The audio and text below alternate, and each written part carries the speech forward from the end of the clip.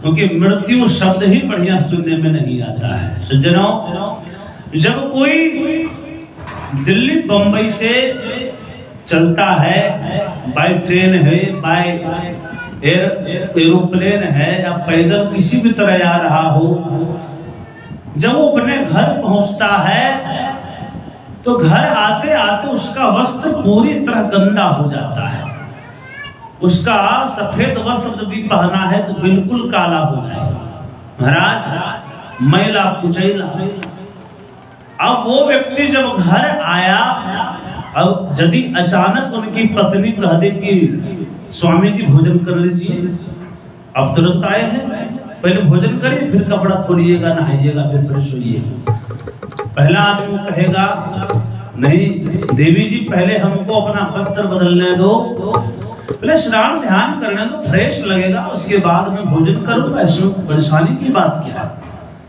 सज्जनों, जब तक वो वस्त्र नहीं खोलेगा उसका मन शांति लगेगा ही नहीं, उसका मन बेचैन रहेगा। उसी तरह हम लोगों का जीवन है सज्जनों। जन्म जन्मांतरों से हम लोग चलते आ रहे हैं।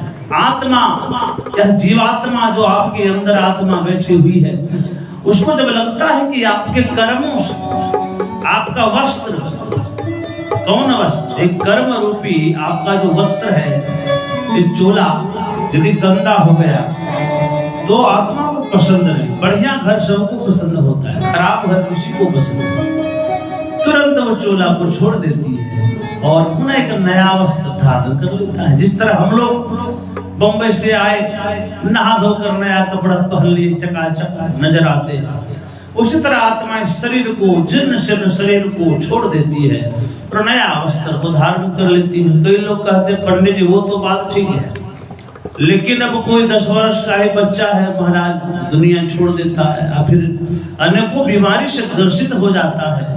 ऐसा क्यों?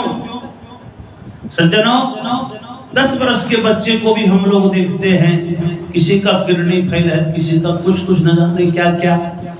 महाराज, हम लोग दुखी हो जाते हैं, आखिर बच्चा का क्या कसूर है? किसी ने प्रश्न किया महात्मा जी से, प्रभु बताने का कष्ट है, अगर छोटा बच्चा को इतनी भयानक बीमारियां कैसे हो जाती? महात्मा जी बोले कि देखो भाई, आपके नजर में 10 वर्ष का बच्चा है, लेकिन वास्तव में 10,000 करोड़ वर्ष का बच्चा है। एक जन्म जन्मांतरों से चोला बदलते आ रहा है, और वो कर्म का प्रभाव इस जन्म में अगर नहीं भी भोग पाए तो अगला जन्म में भोगना ही पड़ेगा। कर्म एक ऐसा चीज है कि आपके जीते जी तो छोड़ता नहीं, मरने के बाद भी नहीं छोड़ता है।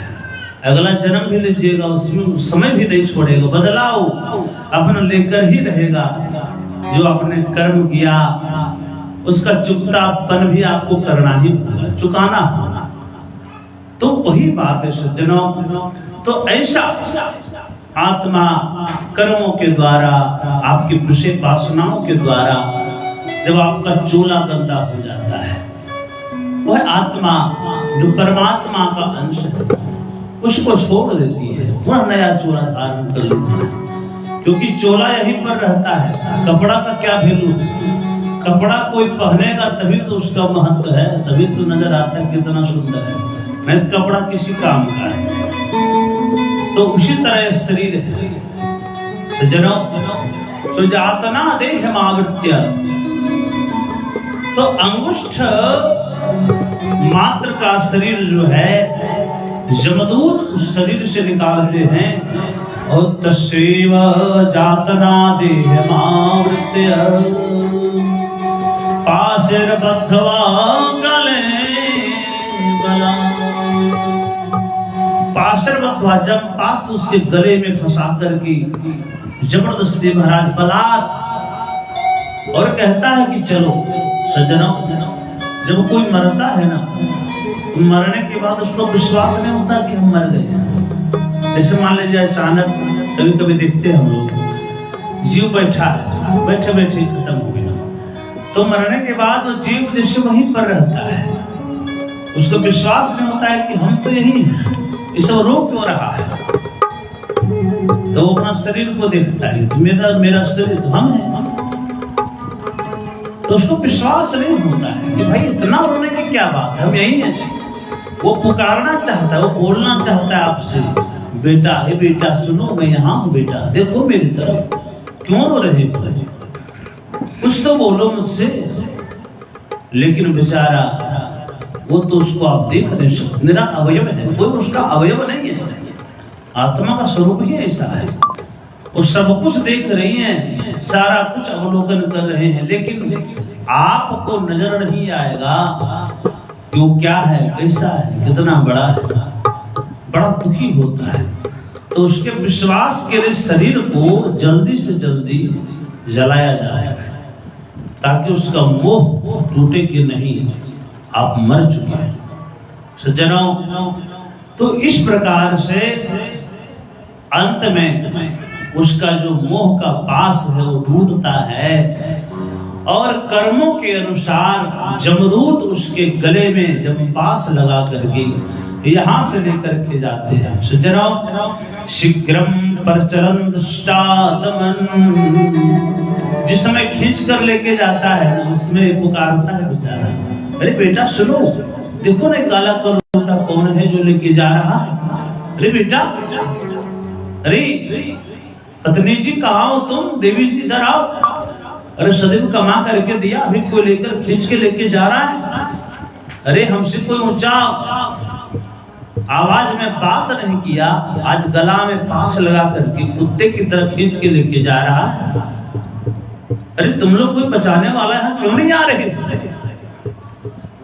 जमदूत कहते हैं शीघ्रम प्रचलन दुष्टात्मन, हे पापात्मा शीघ्र चलो, यहाँ पर ज्यादा तुम वार्तालाप करने की कोशिश न करो, तुम्हारे पाप कर्मों का हिसाब अब आगे के मार्ग में भले भांति होगा, तुरंत चलो, विलंब न करो। सज्जनों, बड़ा दुखी हो जाता है। तो मूल बात यह है कि अपने कर्मों को सुधारना चाहिए, कर्म ही महान है। कर्म यदि आपने खराब किया है तो उसके भी फल को आपको भोगना ही होगा। और त्रिभिर मुहूर्त द्वाभ्याम, 2 मुहूर्त में ही बहुत दूरी तक खींच कर लेके जाता है, जबरदस्ती। बेचारा तड़पता है पापात्मा, मुझे मत लेकर के जाओ, कहाँ लेकर के जा रहे हो, मेरा घर है, परिवार है, इतना बड़ा व्यापार है। लेकिन जमदूत एक भी आपका नहीं सुनते हैं सज्जनों, और मुहूर्त मात्रा कुछ ही मुहूर्त में बहुत दूर खींच कर लेके चला जाता है, कांटों के ऊपर। जैसा कर्म आपने किया है, दूसरे के मार्ग में यदि कांटा आपने लगाया है तो उसके बदले में आपको भी कांटा लगाने वाला जमदूत वहां पर बैठा हुआ है। सज्जनों, एक बात याद रखिए, आया है गुरु पुराण में, भवन्ति प्रेत रूपास्ते पिंडदान विवर्जिताः या कल्पम निर्जनारण्ये भरमन्ते बहुदोषिताः। भवन्ति प्रेत रूपास्ते,